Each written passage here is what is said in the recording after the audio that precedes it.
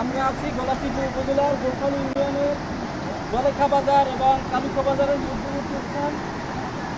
এইখানে পানি তীব্রতার কারণে আজকে রাস্তা ওভার হয়ে পানি আমাদের গোলখালী ইউনিয়নের ভিতরে প্রবেশ করতেছে।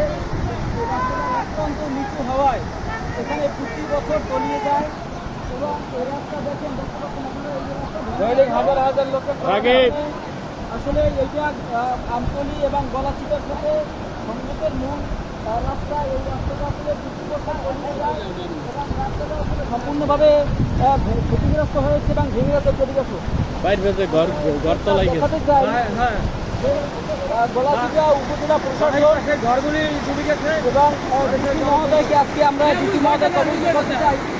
রাস্তা পানির ফলে আপনারা দেখতে পাচ্ছেন এখানে কাছে দেখা যায় যে বাড়িঘর ইউনিয়নের ভিতরে বাড়িঘরগুলো তলিয়ে গেছে, এই যে বাড়িঘর তলিয়ে গেছে, এগুলোও তলিয়ে গেছে।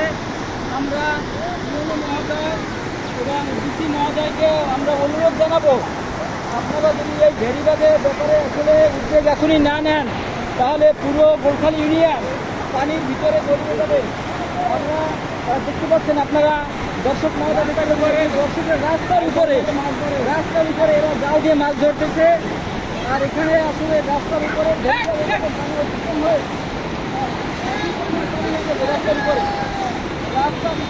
অধিকার দাম যাইবে না এমন ভাই, আর ওদিকে যাওয়ার দরকার নেই। এই গাড়িগুলো খুব রাস্তা ঝুঁকি নিয়ে অনুরোধ জানাবো আমরা ডিসি মহোদয় গলাচিপা উপজেলা এবং উপজেলার প্রশাসন ইউনিয়ন মহোদয়কে অনুরোধ জানাবো, আপনারা যদি এই বেড়িবাঁধের ব্যাপারে অতি দ্রুত উদ্যোগ না নেন তাহলে গোলখালী ইউনিয়ন হয়তোবা এই বন্যায় তলিয়ে গেছে। সামনে আরও যদি কোনো বিপর্যয় আসে তখন গোলখালী ইউনিয়ন সর্বস্তরের জনগণ আসলে তারা ক্ষতিগ্রস্ত হবে। শুধুমাত্র এখানে 1 কিলোমিটার রাস্তা, এই রাস্তাটা গোলখালী ইউনিয়ন পানির ভিতরে তলিয়ে যাবে।